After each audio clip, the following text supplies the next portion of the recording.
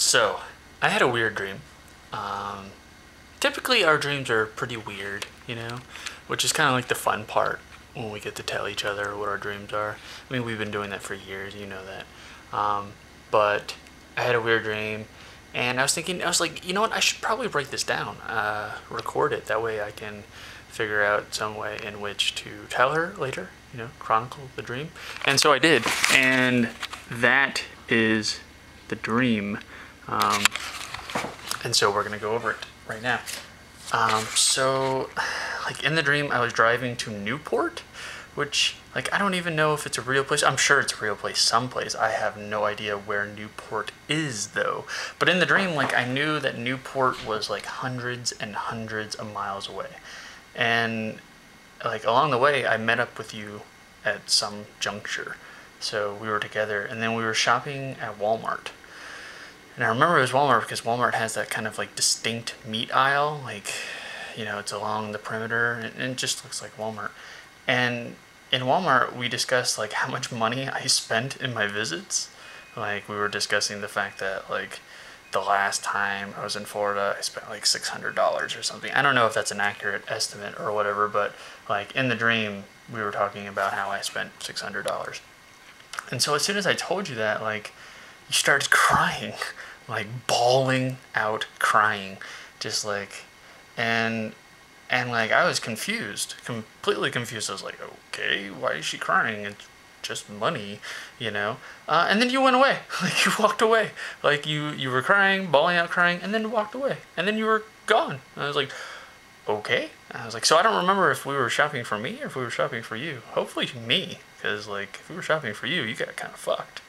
And then from there, like, I drove to a hotel that was like festering with spiders, small little like rust colored spiders, like $50 size. And I know where that's from because, like, before I went to sleep, I was listening to music, and the last thing I remember before I went to sleep was a lyric by The Tallest Man on Earth, and he says, like, his house is made out of spider webs. And it's a really cool lyric, and it's a lyric that I like a lot, and so that's probably where that came from. But, so, like, I shared this hotel room with, like, one of the managers from Kroger and his wife. Like, he's a mid-manager, and I shared it with him and his wife had really short hair. She kind of looked like Laurie Metcalf. Do you remember who Laurie Metcalf is? She's the sister on Roseanne. Roseanne's sister. And so, like, shared this hotel room with this dude and his wife, and he had like nephews and nieces with them, like 2 nephews and 1 niece, and they were all like 6 or 7 years old. And so, like, he and them stayed up late to watch porno, straight up pornography, like hardcore video porno, and he demanded that, like, I find them, like them as in plural, as in him and the kids. He demanded that I find them one that had female ejaculation in it, which is weird. So, like, he was demanding, he's like, I want to see one that has, like, female who, like, comes out of her pussy or something like that. And I was like, oh my god. And so I did, of course. And so I did, and the manager is, like, watching it right in front of these kids who, like, they're watching it, the kids are watching it too, and the kids, like, start crying. Which I guess, like, if I was 6 years old, that would be kind of like, to see, like, a squid monster spewing poison out of its, like, open gash or whatever. But, like, when they're crying, it's not that real cry. It's that fake kind of cry that, like, Tristan does. It's just, like, a whiny noise rather than an actual, like, tearful cry. And so I ordered it for them, and then I started traveling again. Like, I ordered it and then left. And then just started traveling, and I went east, and I started driving east, and I got to the Kroger's, which I guess I was driving to, and I got to the Kroger's, but, like, it said Kroger's on the outside, but as soon as you walked into it, it was this huge industrial oil complex. That's all it was. Like, that's all they had. They had barrels and barrels of oil everywhere, but they were, like, leaky barrels. Like, they're very stereotypical barrels. Like, there was, like a ruddy brown barrel that had, like, this huge, like, oil puddle underneath it. So like they were leaking, I guess. I don't know. That's how I view oil barrels, as like, you know, oil all over the place. And so they were leaking the crude on the ground and whatnot. And so I park inside the Kroger's, by the way. I park inside, and immediately following my parking, my car blows up. Like completely blows up, like an explosion, like, you know, and which is already kind of like weird. But what's even weird is I'm driving a silver Lincoln, which is a fantasy because like I hate Lincolns. I don't know why, I just don't enjoy Lincoln cars. And so so it's obvious that it's a dream.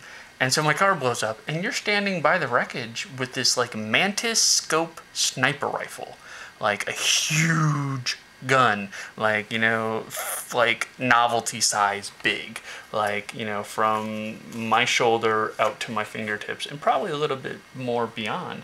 And so like you're holding this sniper rifle, but you're still crying holding this gun. And so like now the surroundings are all on fire, and because like it was oil, it blew up.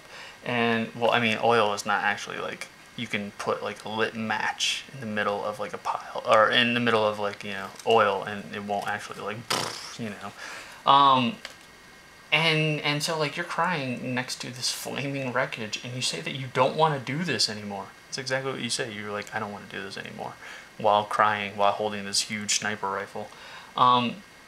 And so like, but in my head, in the dream, I'm like, this is an elaborate suicide scheme, you know? Like, it wasn't like a murder scene. You were just trying to kill yourself.